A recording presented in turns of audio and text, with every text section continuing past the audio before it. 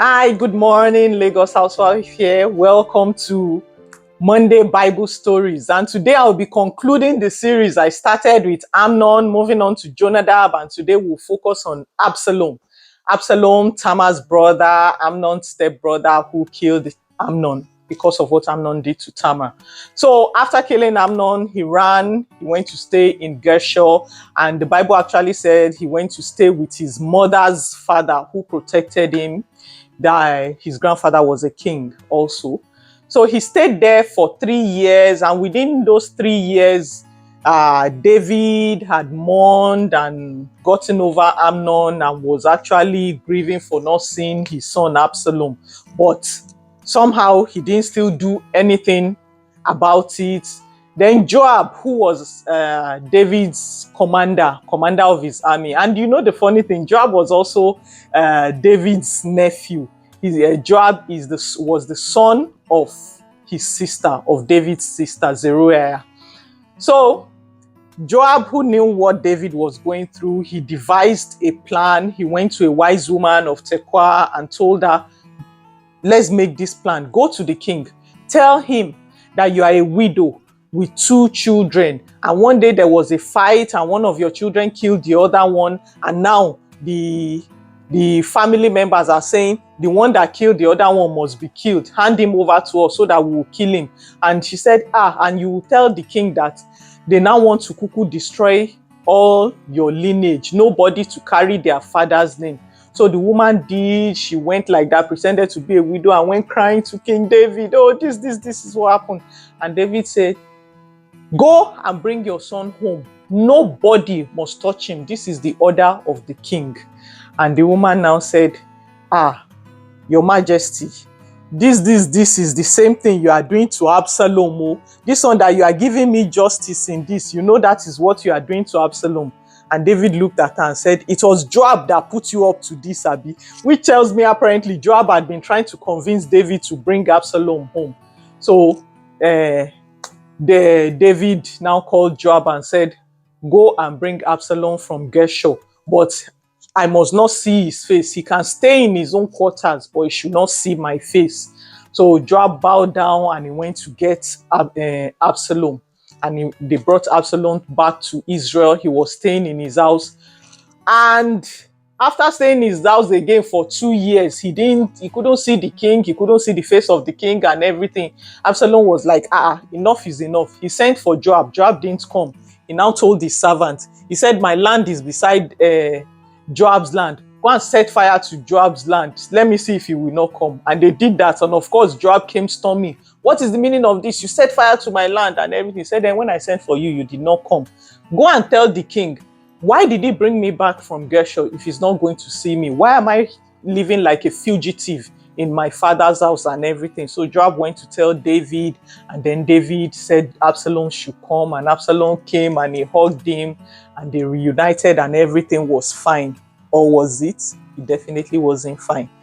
Absalom actually had ulterior motives. So after that, Absalom was now free to walk around in Israel since the king had accepted him publicly back. Yes, it had now shown he had been forgiven and everything was handy-dandy with him again. So, and the Bible actually reported that he was a very handsome man, that there was nobody as handsome as Absalom in the whole of Israel. And he was tall, he was a dude. So he got people like chariots with men to go before him and everything. You know, in all his royalty, pomp and pageantry, he'll be riding on his chariot and he had men running ahead of him saying, make way for the prince, make way for the prince, and things like that. So with that, he was able to like elevate his status above all the other children of the king, the other princes. And then the Bible now said he took to sitting at the city gate. And you know, that time people used to bring cases to the king from all over Israel. So it doesn't matter which area you are. Imagine if all of us used to go to Abuja to take issues to the president.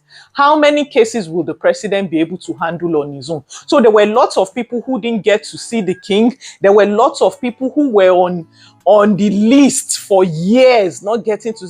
So he will sit at the city gate, and when people are coming with their cases to Jerusalem to see the king, and he will be like, what is it? What is the issue?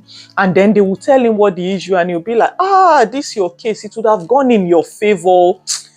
If only the king can hear you. But let's say I was king, I would have done this in your favor. And he will be so compassionate, so empathetic with them and all that. And the Bible records that this way he was able to win the hearts of all the people. This was broad daylight coup in the making. At the city gate, that's what he would be doing. And that way, everybody got to know him. They started thinking of him as a kind, gentle, wise. And they were like, Absalom will make a marvelous king. Absalom will make an amazing king. All this while, I don't know if David heard about it. The Bible doesn't mention that. All attention was now focused on Absalom. People knew him so much, with all he's going around, he's talking to people at the city gate, he's drawing people to himself. And then the Bible says something shocking. It said, after 40 years, I was like, 40 bibawo. You mean he did all this for 40 good years? Hell, it's well. After 40 years, he now set his plan in motion. Imagine what a person has been able to achieve in 40 years to endear himself to the hearts of the people. And then he went to the king and said, he made a vow to the king, to God, to make a sacrifice to him in Hebron. The king should please give him permission to go to Hebron. And the king granted him. And so he went with a lot of people. And then he said, once he's entering Hebron, they should start blowing the trumpet. Absalom is king in Israel. You rejoice. The king is here and everything. And people came out and there was rejoicing. I mean, people who had known him, who had been saying, if only Absalom was king, if only Absalom was king. They were happy. And everybody rejoiced, and that was how Absalom installed himself as king of Israel in Hebron. And David, his father, was in Jerusalem. And then the news came to David that Absalom has installed himself as king and he is coming for your throne. And Joab told David, you need to leave Jerusalem. We need to take you to a safe place and everything. And then they left and everything, and David left. He packed everybody in the palace because he was like, Absalom that could have done this to Amnon. If he comes, he will kill everybody in the palace. So his siblings, his everything. And so, but he left 10 of his wives, concubines. He left them in so that they could take care of the house. And he was like, probably he was thinking Absalom will not kill defenseless women. So they left and everything, and then Absalom heard the king had fled and he came into Jerusalem. And by then, a lot of people had left David and sided with Absalom, because you should know they will have certain issues with him too. Amongst them was Ahithophel. We all know turn the counsel of Ahithophel to foolishness. We like praying that prayer.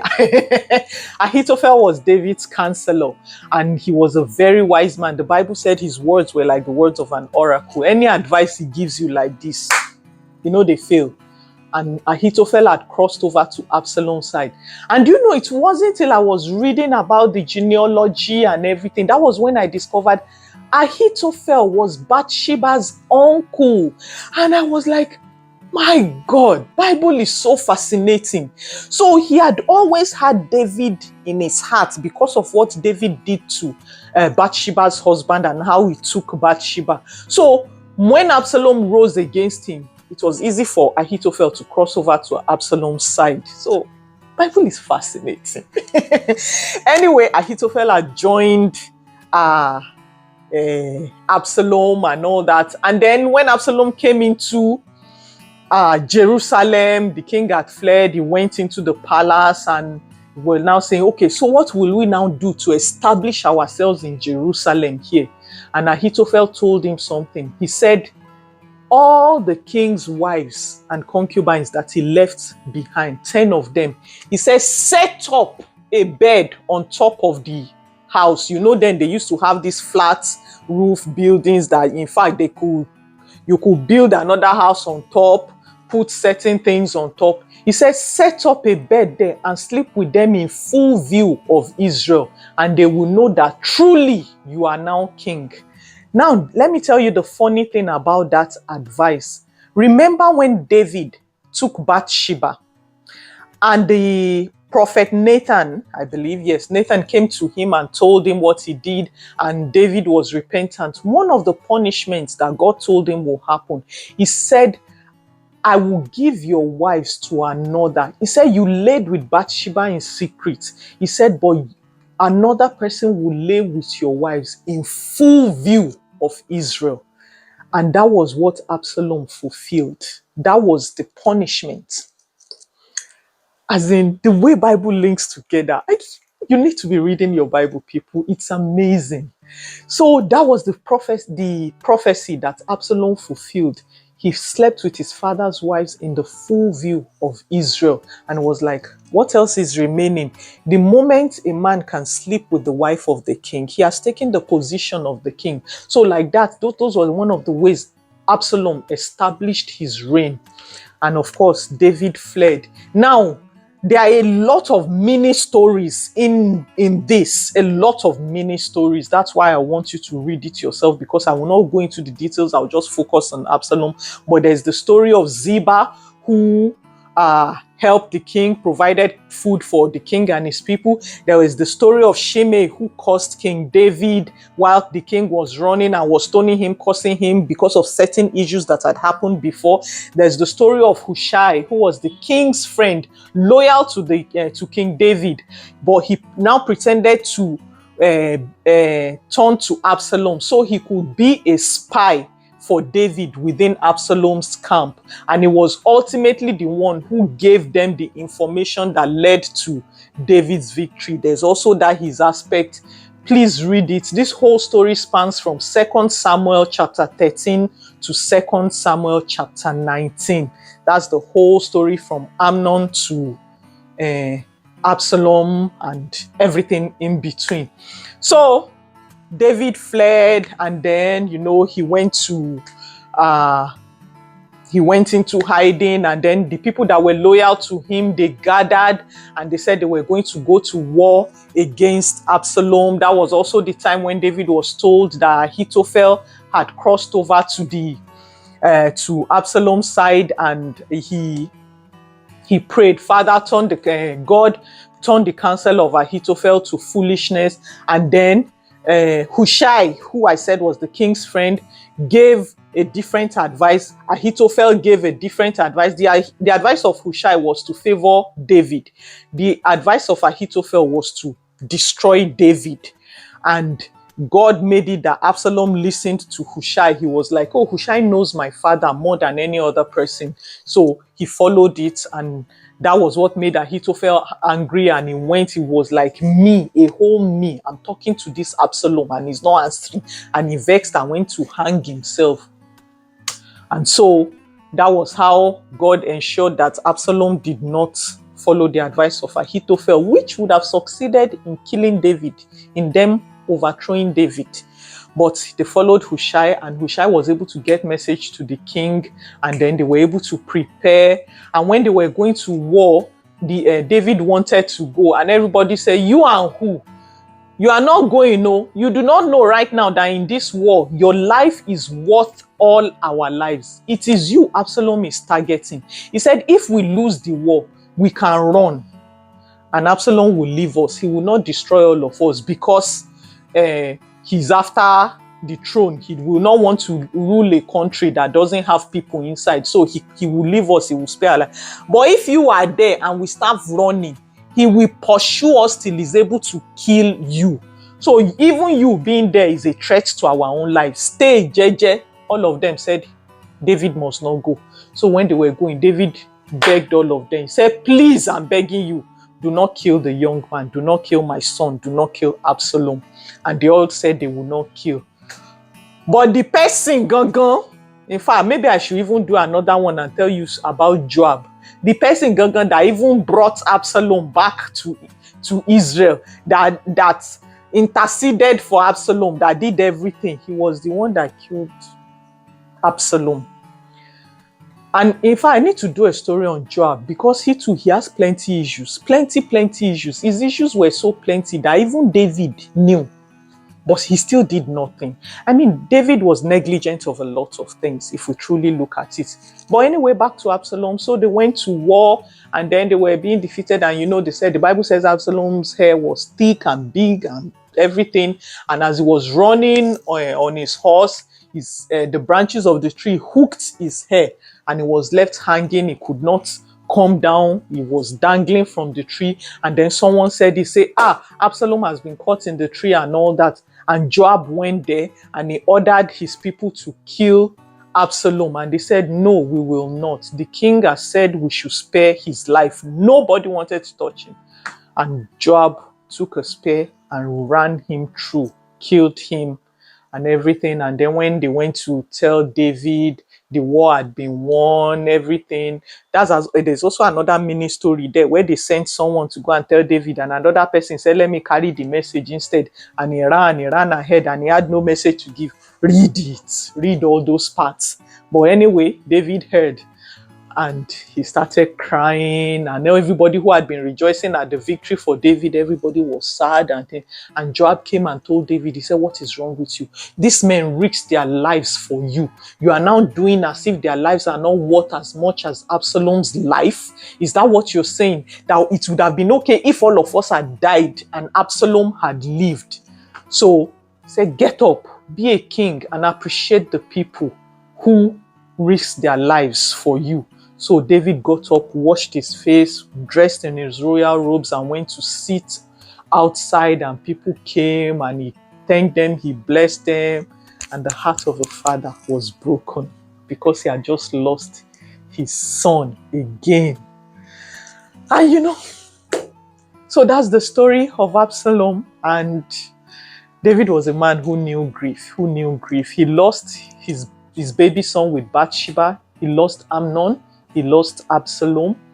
And, we talk about David a lot, but there are so many things in his life that it's well. So please, I'm going to tell you the part in the Bible it is again. I want you to read it. I want this to be an assignment for you.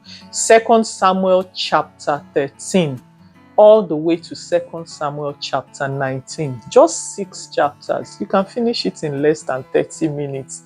Amazing stories. You will see so many things in between. So many stories, many stories in between the whole length of Absalom's story. So many intrigues, plans, beefs, and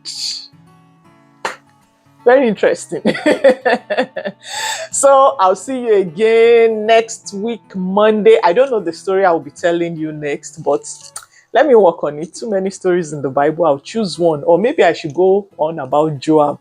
He's another interesting character. I'll see you again next week. God bless you. Thank you.